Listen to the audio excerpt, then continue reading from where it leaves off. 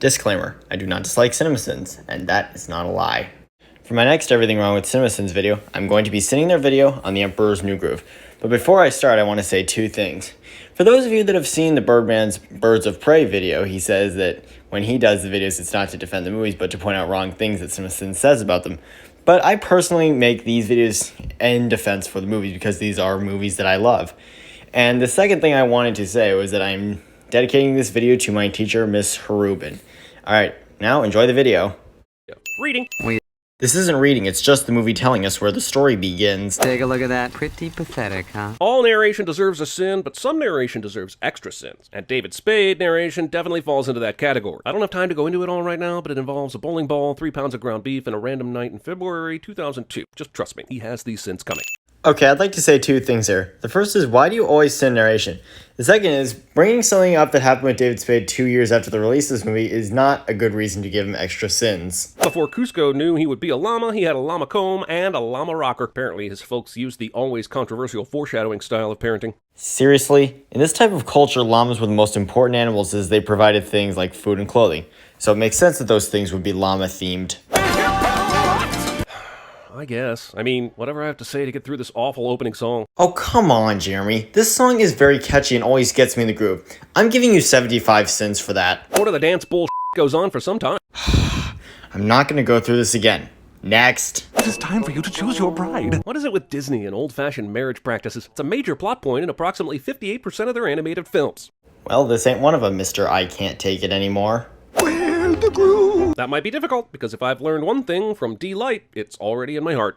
Jeremy says something random cliche. Every decade or so, she gets a new one. This year's model is called Kronk. Does she get a new one every decade or every year? Make up your mind, movie. Okay, this is getting ridiculous. Did you not hear Kuzco narrates that Yzma gets a new henchman every decade? Look at these wrinkles. What is holding this woman together? God damn, this movie hates old people. You're misunderstanding scenes, as usual. Because Kuzco is a jerk at the beginning of this film, it does make sense that he would think this when looking at Yzma. Pull the lever, Kronk. Wrong lever! Well, that's just bad lever design. I always suggest setting your trapdoor and secret lair entrance standing spots at least 15 feet away from each other. Why would you even send this funny scene? Scenes like this are meant to remove sins, not add them. That's worth 130 sins. The 60s Batman on TV, this slide ride down to the secret lair somehow changes their clothes on the way down without slowing any momentum. I get we're playing by Looney Tunes rules here, but at least give logic a passing glance occasionally. Do you really get it, Chair? Because after this video, you continue to take animation purposely defying our reality seriously. What's next? You're gonna tell me that the potions don't have the ability to turn people into animals? I'll turn him into a flea. Then I'll put that flea in a box, and then I'll put that box inside of another box, and then I'll nail that box to myself. And when it arrives, I'll smash it with a hammer. That is a garbage plan, and by involving the Postal Service, you've made your crime a federal one. This is funny. What's not is your sin, which is the real garbage thing here. Oh, right. The poison for Kuzco. The poison chosen specially to kill Kuzco. Kuzco's poison. Scenes like this are why this movie is, checks notes, 78 minutes long. This thing is only 78 minutes long, and we have scenes like this in it? This is a short film idea you assholes stretched into a feature, you dicks. Now that's worth 50 sins. I am one hungry king of the world. What James Cameron says about an hour before lunch each day. Jeremy says something random cliche. Salad is comprised of oak leaves and cherry tomatoes so large they are almost certainly plum. My sister once told me that that doesn't happen, so they're probably just ordinary tomatoes. Joe doesn't notice that his neck just extended 2 feet, even though his vision perspective had to have changed as well. He just keeps talking. This movie is lazy. Actually, what's lazy here is your sin, not the movie. That's where I am right now. In a vocal booth in Burbank, continuing to rely on narration to do the heavy lifting of this movie? Jeremy says something random cliche. I am so glad I was unconscious for all of this. Thing I wish I could say about the movie ends up in the movie. I gave you 50 sins when you admitted to hating the Princess and the Frog, and I'll do it again here. What's with the chimp and the bug? The bug's legit, but yeah, there are no chimps in Peru, so... You are correct, but IMDb has told me that that isn't a chimp, it's a monkey. Kuzco, it's fun, it's a wonderful toy. It's fun for a girl or a boy. Jeremy sings something that isn't a sin cliche. This movie suggests this guy is poor, but he has 2 hot tubs. That's a fountain, not a hot tub. Hi. Alright, movie, you've now turned your narration into a complete fourth wall break. I think you think you're Deadpool, and I know Deadpool. Deadpool is a friend of mine, and you, sir, are not Deadpool.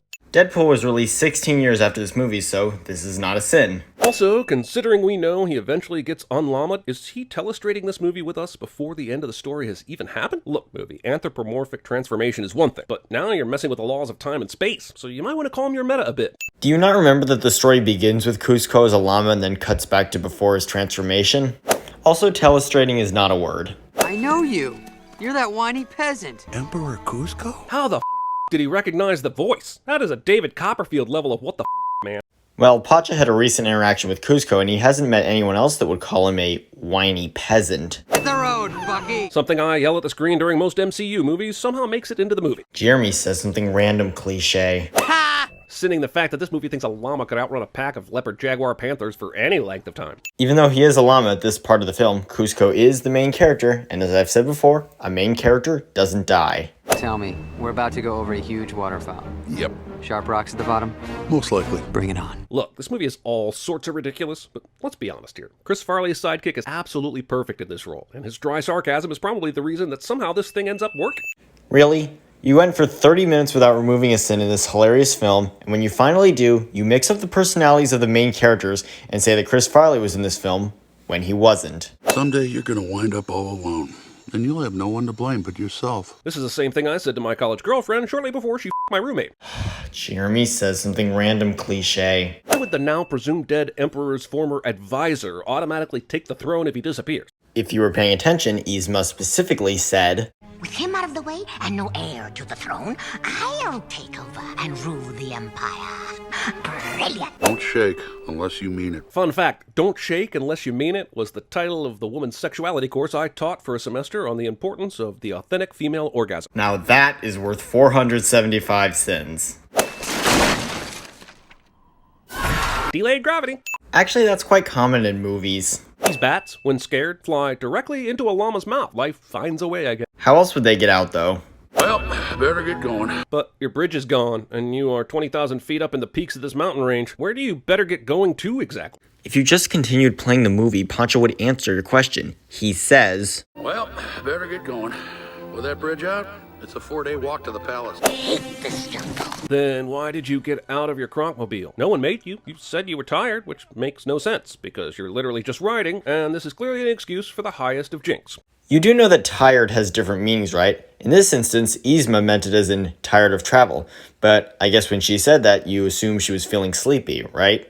That's a very specific singular exclusion to make. Bring in any animal you want, just not a llama. It's almost like they knew they were coming. Oh my god, what goes on in this man's mind? Dude, llamas are used a lot throughout these countries, which is why the sign's there. In other words, have you never been to a restaurant that doesn't allow pets? You know what? On second thought, make my omelet a meat pie. Meat pie. And I ordered the potatoes as a side dish. I'll have to charge you full price. Hey, how about a side of potatoes, my buddy? God damn, this is an episode of Frasier. Jeremy says something random cliche. If and took everything I had. Hey, give it a rest up there, will ya? So previous narration has indicated that the narrator is watching the movie with us, and now the characters are hearing the narrator in real time, which I'm pretty sure means the characters in the movie should hear us as well. Yet Next. 9 monkeys jumping on the bed.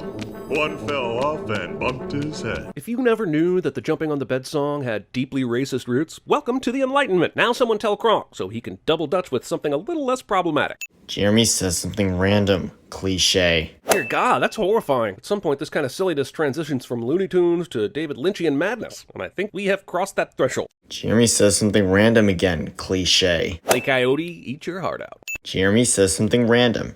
Again. How did you get back here before us? How did we, Kronk? Well, you got me.